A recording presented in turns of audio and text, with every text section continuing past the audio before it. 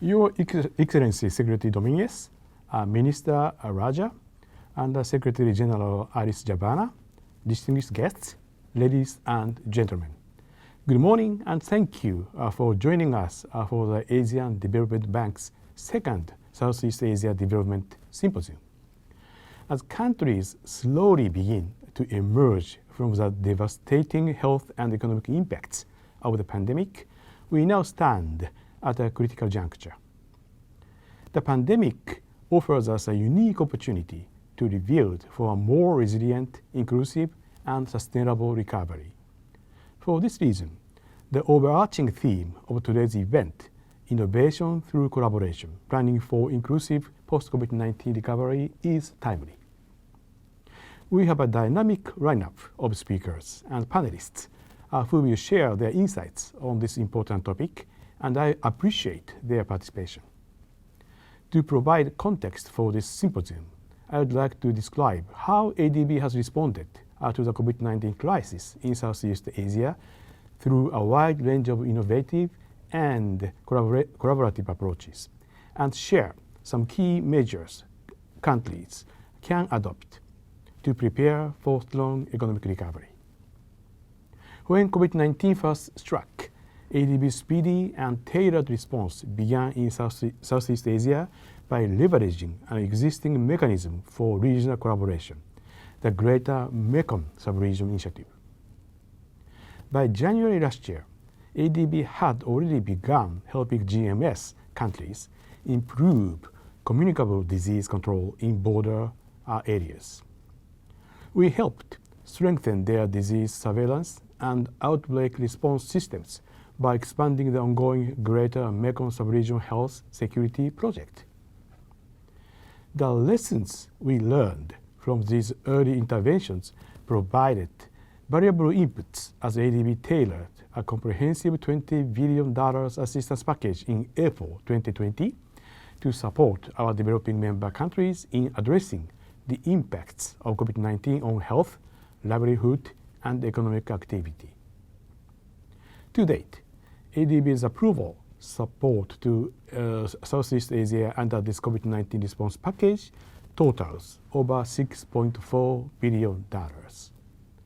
Moreover, by collaborating with bilateral and multilateral development partners, as well as private financial institutions, ADB has helped mobilize an additional $5.3 billion in co-financing. We are now seeing encouraging signs that vaccine rollout may help turn the tide of the pandemic. To fully get the pandemic under control, however, we must make every effort to ensure access to safe and effective vaccines for all people, including the poor and vulnerable. This will require cooperation across countries and international organizations. Since safe and effective vaccines are global public goods, it is imperative that we mobilize and deploy resources through a multilateral approach. In this spirit, ADB, through its new $9 billion vaccine initiative, the Asia Pacific Vaccine Access Facility, or APVAX, has been working closely with COVAX, WHO, the World Bank, and other multilateral institutions to deliver safe and effective vaccines fairly and equitably. Just last week, ADB approved $400 million in financing to help the Philippines secure safe and effective vaccines against COVID-19. A similar project is also under design for the Republic of Indonesia. Now, let me move on to the theme of today's symposium, Planning for Inclusive Post-COVID-19 Recovery.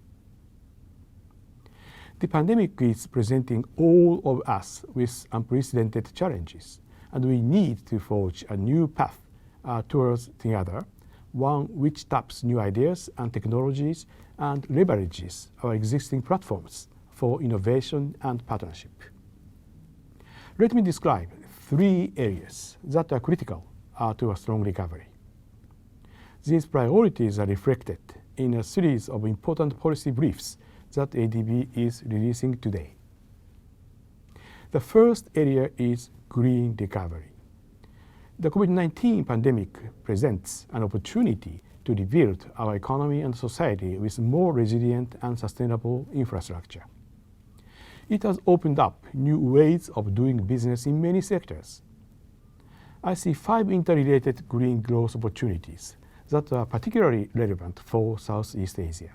First, transforming agricultural practices to improve yields while enhancing the health of surrounding natural ecosystems. Second, recovering healthy and sustainable oceans through a number of measures, including sustainable wild fisheries management. Third, building sustainable urban development and transport models with greater investment in safe, affordable, and low-carbon public transportation. Fourth, establishing circular economy models that can convert byproducts and waste streams across various sectors into valuable end products. And fifth, moving towards clean energy, including the development of renewable energy projects and enhanced energy efficiency across various sectors. ADB estimates that these interventions could generate over 30 million jobs in Southeast Asia by 2030. These green growth opportunities will require financing. One way ADB is collaborating with countries in the region to address these financing needs is through the Asian Catalytic Green Finance Facility, which is owned by the finance ministers of the 10 ASEAN member countries and ADB. Southeast Asian countries can use this facility to access finance and knowledge for sovereign green infrastructure projects on sustainable transport, green energy, and resilient water systems. The second area is making better use of big data. I want to highlight concerns regarding Southeast Asia's digital transformation, which is well underway. Countries can capitalize on this opportunity by making better use of big data to transform key government sectors such as healthcare, social protection, and education, allowing for more effective service delivery. Governments and the private sector can also leverage big data for better supply chain management across Southeast Asia. One area where innovation and collaboration using big data can play an important role is in supporting safe and effective vaccine programs. Big data solutions can help countries begin preparing for COVID-19 vaccine rollout in several important ways. First, by ensuring that supply and demand are well matched both within and across borders. Second, by allowing for appropriate amounts of vaccines to be stored within a precise temperature range. Third, by preserving vaccine quality along the distribution chain. And fourth, by strengthening pharmacovigilance alerts through data sharing on unexpected side effects in a timely manner within and across countries. Machine learning can also produce analyses of populations with health vulnerabilities, which can be used to prioritize vaccine delivery. Let us pause here for a moment and ask ourselves, what is needed for governments to make adequate investments in these priorities? In addition to collaboration, knowledge, and innovation, governments need a reliable stream of revenue. This is a sovereign reality. Countries in Southeast Asia have already allocated over $420 billion for COVID-19 response measures. This unparalleled fiscal expenditure has been accompanied by a substantial reduction in the tax base. This is due in part to subdued economic growth. But there are also underlying public finance management issues that have been exacerbated by the pandemic. In fact, even before the pandemic, the average tax yield of most Southeast Asian countries was far below the 15% of GDP threshold required for sustainable development. With gradual interest rate hikes underway in the US, This may put further pressures on many ADB developing member countries in terms of macroeconomic management and fiscal policy.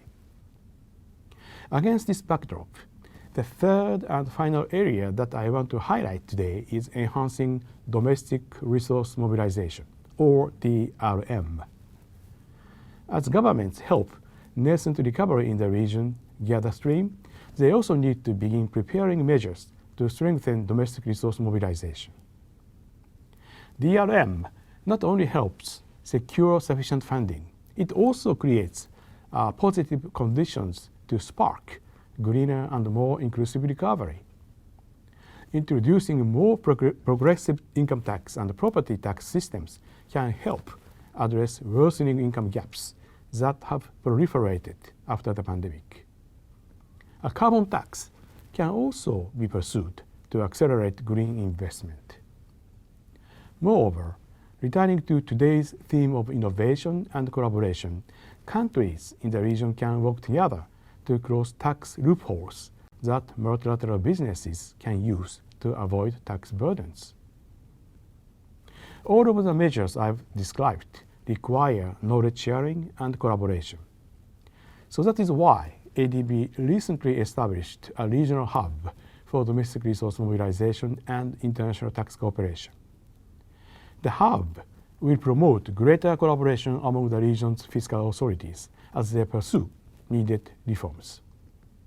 The hub will also serve as a platform for countries and development partners to exchange ideas, knowledge, and best practices, and to better coordinate their actions. ADB plans to officially launch this hub as a high-level regional tax conference this coming May. To conclude, let me note that Southeast Asia's recovery from the COVID-19 pandemic can best be achieved by all of us. Governments from across the region, the private sector, development partners, and other stakeholders working together and closely collaborating to address the immense challenges before us. I hope today's discussion will offer new and interesting insights as we continue our work together towards a prosperous, inclusive, resilient, and sustainable future for Southeast Asia. Thank you again for joining us, and I wish all of you good health.